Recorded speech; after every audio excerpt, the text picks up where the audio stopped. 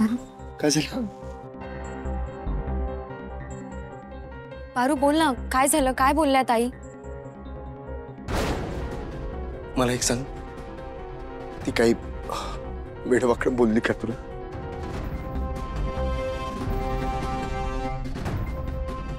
हो हो, तुम्ही शांत व्हा आधी. देवी आई लई बिरमानं बोलल्या माझ्याशी.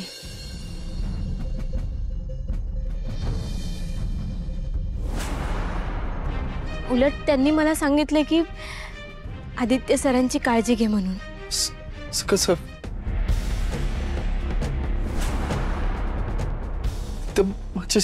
माझ्याशी एक शब्दही तर बोलली नाही. आदित्य सर, अहो देवी आईंचा राग आहे तुमच्यावर,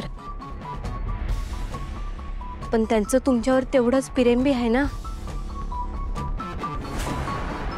त्यांचं प्रेम दिसत नाही का तुम्हाला?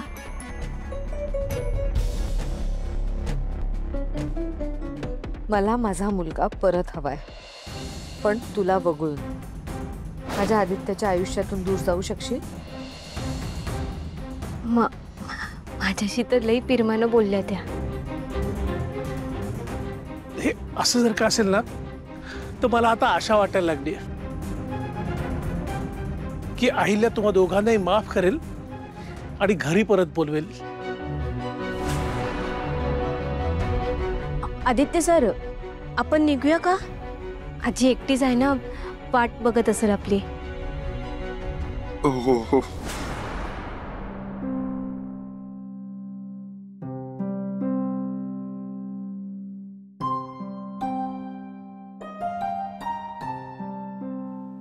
देवी आई, मी आत्ता तुमचा मुलगा घेऊन जाते, पण मी वचन दिले तुम्हाला, 7 दिवसाच्या आत तुमचा मुलगा तुमच्या घरात असेल. आईची काळजी घे. सुखी काळजी घ्या दोघं. चल पारू.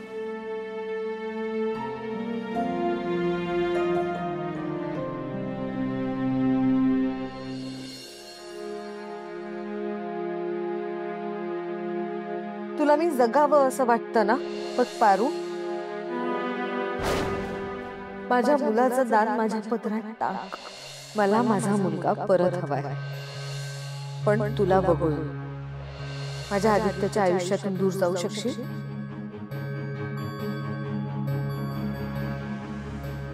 आई बोलले ना ग तुझ्याशी.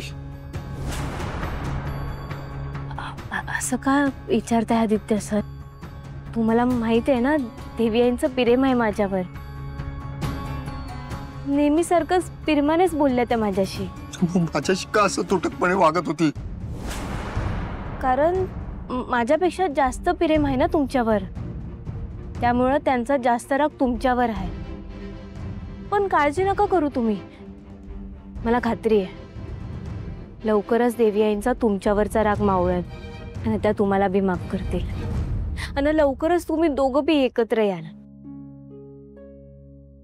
तो दिवस माझ्या आयुष्यातला सगळ्यात आनंदाचा दिवस असेल. ती आपल्या दोघांना माफ करून तुझा सून म्हणून स्वीकार करेल. लवकरच ही इच्छा तुमची पूर्ण होईल. आदित्य सर, आता जास्त दिवस तुम्ही देवी आईंपासून लांब नाही राहणार.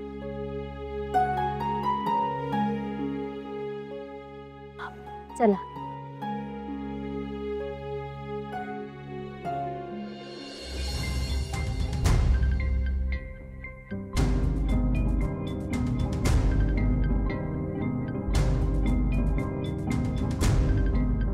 दिशा, मला एक गोष्ट अजून कळलीच नाहीये. आता काय कळलं नाहीये?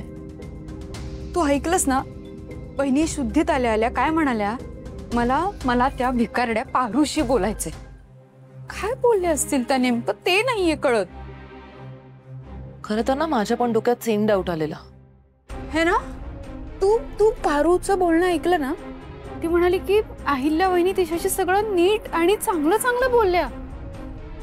मला तर वाटतंय एकतर ती खोटं बोलतेय आणि जर ती खरं बोलत असेल तर वहिनीने तिला माफ करून टाकलं का?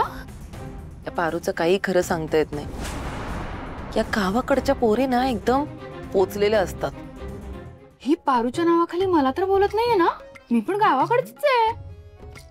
त्यांना ना एकदम परफेक्ट गेम्स खेळता येतात. या पारूनी पण त्या अहिल्याला असंच काहीतरी गोड गोड बोलून गंडवलं असणार आज. अगं पण ती पारू जर परत या घरात आली तर आपल्याला महाग जाईल ना, कारण ती या घरात आधी मोलकरीण म्हणून काम करायची. आता येईल तेव्हा आदित्यची बायको म्हणजे मालकीण होऊन येईल. मग ती आपल्यावर ऑर्डर सोडणार आणि आपण त्या सगळ्या ऑर्डर फॉलो करायच्या आणि आपल्याला ते करावे लागतील. दिशा, कळतंय का तुला? जर ती मालकीण होऊन आली तर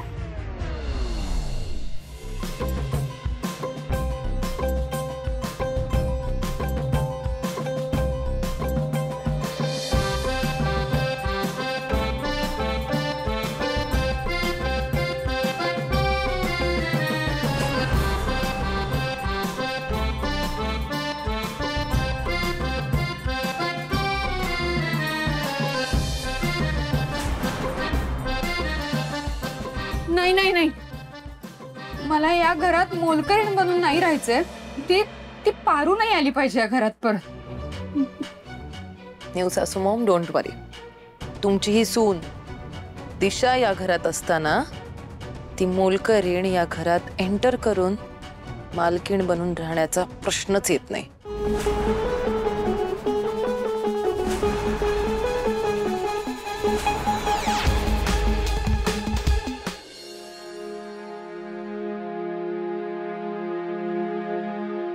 तुझ्यामुळे मला माझ्या मुलापासून दूर राहावं लागतंय.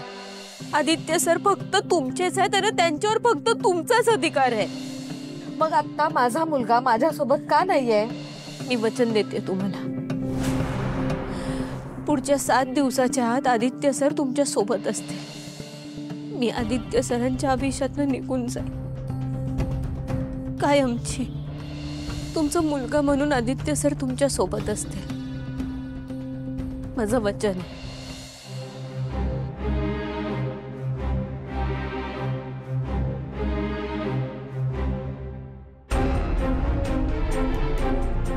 काय गायला कसला विचार करतेस एवढा? नाही, काही नाही. एक विचारू? विचार ना. तू मगाशी पारूशी नीट बोललीस ना? समजलं मला. म्हणजे पारूनी बाहेर येऊन सगळ्यांना खोटं सांगितलं की तू तिच्याशी नीट वागलीस, नीट बोललीस. काय ना अहिल्या, तू त्या मुलीशी कितीही वाईट वागलीस ना तरी ती तिचा चांगुलपणा कधीही सोडणार नाही. तुला वाईटपणा कधीच देणार नाही ती. नंतर एक पोरगी आली एकदम धीट, आणि ती व्यक्ती म्हणजे अहिल्या वेसकर.